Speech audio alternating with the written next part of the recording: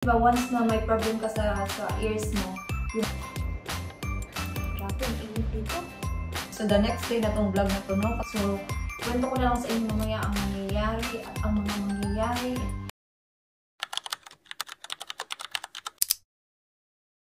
Good morning guys! So welcome back to another vlog. So today, may pasok ako ng 10 to 2. So as you can see, nakapag-ready na ako guys. So si Kira din ready na din siya kasi pupunta siya sa kanyang lolo at saka lola. Anyway, next week wala akong pasok sa aking card shop dahil nga naka-holiday ako. But next week, papasok ako dun sa isa. Sayang kasi.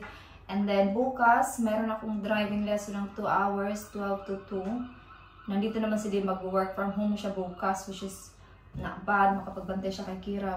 While ako is mag-driving lesson. Pupunta na ako sa work in about 25 minutes. Si Kira ready na din. Nandun lang siya sa sala kasi nanood siya ng mga video sa YouTube.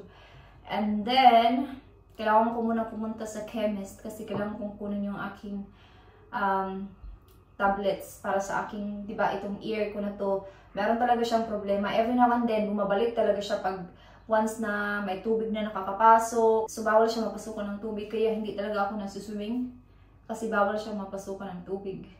And sabi ko sa doktor kahapon na nag-check ng aking itong left ear na to, sabi ko sa kanya, is it possible to have a surgery? Kasi nga, it's been 10 years na kasi talaga to. Pero once kasi na napasukan siya ng tubig at na-trap doon yung tubig, so nagkaka-infection siya. So nagiging uncomfortable siya, nagiging itchy.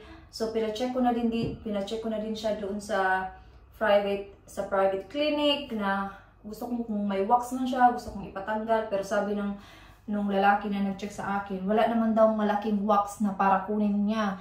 So sabi niya, maybe just leave it for a week and let's see. Pero yun nga, nawala siya, tapos bumalik ulit, and then nagiging dizzy yung ano ko ba. Kasi di ba once na may problem ka sa ears mo, yung balance mo, nagkakaproblema ka. So yun yung nangyayari sa akin. So every time na umuupo ako, tapos matayo ako, parang na-out o balance ako kasi nga itong ear na to.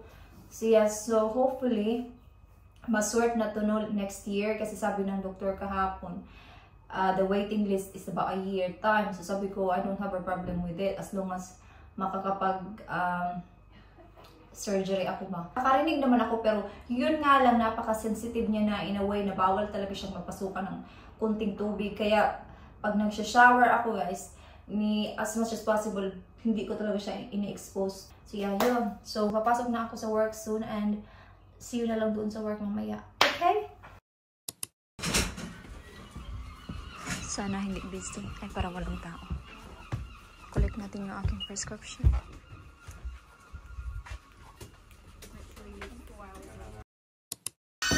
Nandito na ako sa work. So, nakuha ko na yung aking medicina. Lagay ko lang muna. Diyan lang muna kayo. So, nakuha ko na siya. Mamaya na ako mag-inom. 10 minutes na lang. Kailangan ko pang magbihis. Napaka-humid today. Bihis muna ako.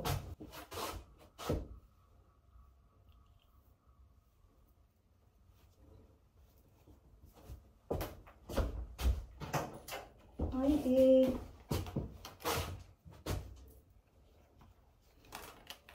napaka-humid talaga. 22 degrees lang today pero napaka-humid.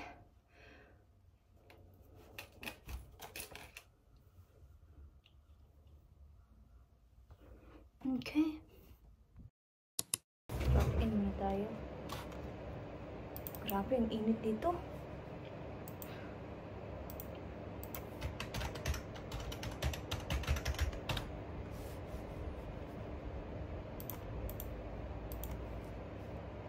Iba talaga yung init dito sa ibang bansa, no? Parang basta, iba. So, bababa na ako maya-maya. So, magkikita na lang tayo mamaya after 2. Okay? See you later. Good morning! So, the next day na tong vlog na to, no? Kasi kahapon yung vlog ko, hindi ko na siya napatuloy kasi na-busy si Inday. Tapos, nag-park pa kaming dalawa ni Kira. Tapos, yun, basta na-busy na ako, so hindi ko na pinagpatuloy yung vlog kahapon. So today is another day, pagpatuloy natin to.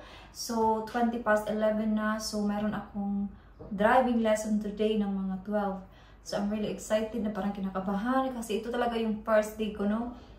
So I think it's not a good idea na nagkape ako bago ako mag-lesson, no? Kasi magpapanik ako nito. So anyway, susunduin ako ng aking instructor dito sa labas. And yeah, so kwento ko na lang sa inyo mamaya ang mangyayari at ang mga mangyayari.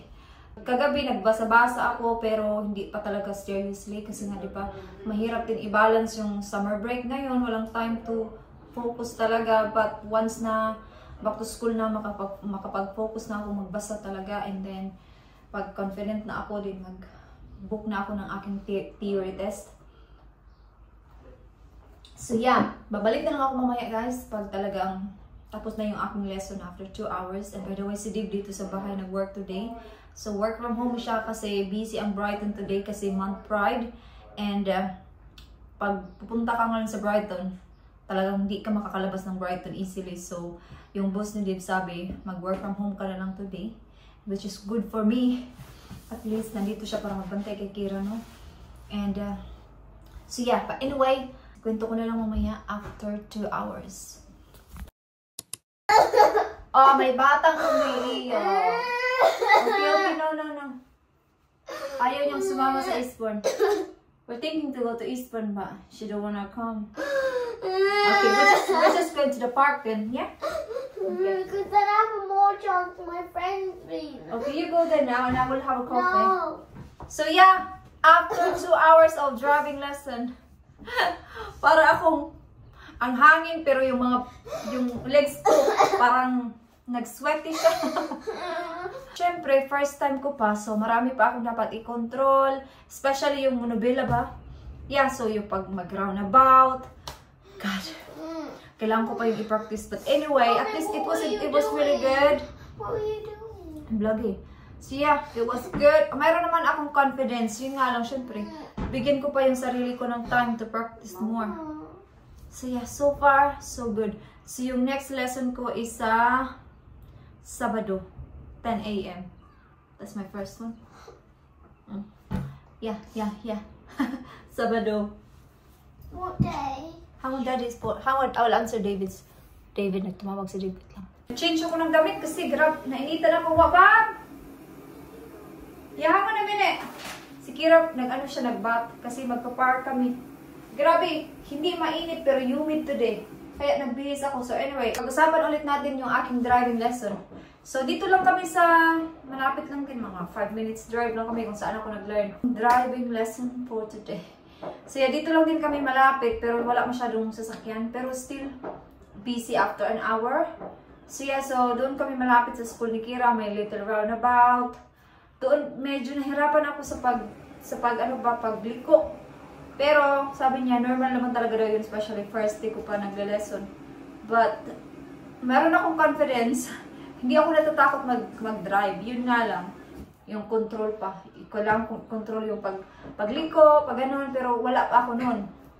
Pero, hopefully, sa next week, may ma-learn ulit ako, no? Pero marami pa akong dapat matutunan.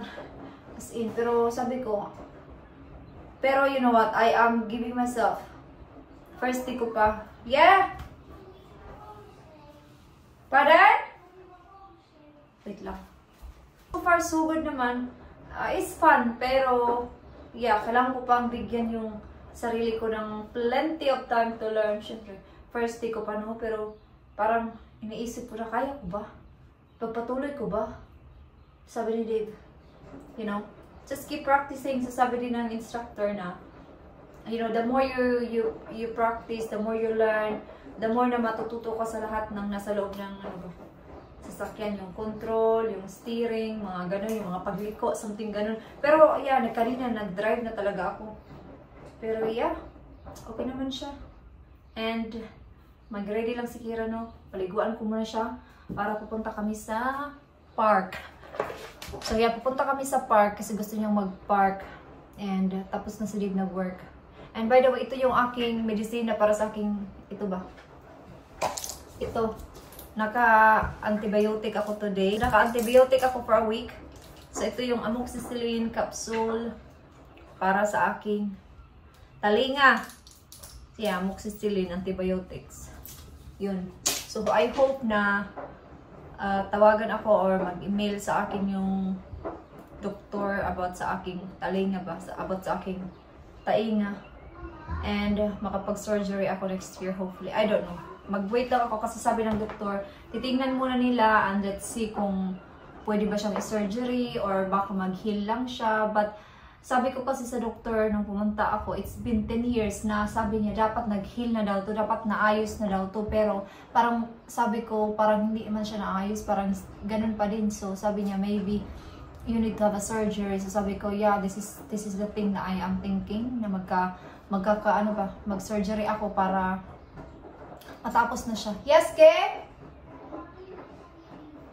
Yes, sinamene. Yung kwento ko hindi pa pa tuloy-tuloy kasi si Kira pinatawag ako. And yeah, so hopefully nga next year no maano na talaga siya kasi parang annoying na din minsan na di ba pabalik-balik siya. Yeah, pupunta sana kami ngayon sa Eastbourne kasi di ba half day lang si Dave pero ayaw ni Kirang sumama. Naboboard daw siya sa Eastbourne kasi ayaw niya mag-shopping. So pupunta na lang kami sa park. Yun na lang yung gagawin namin.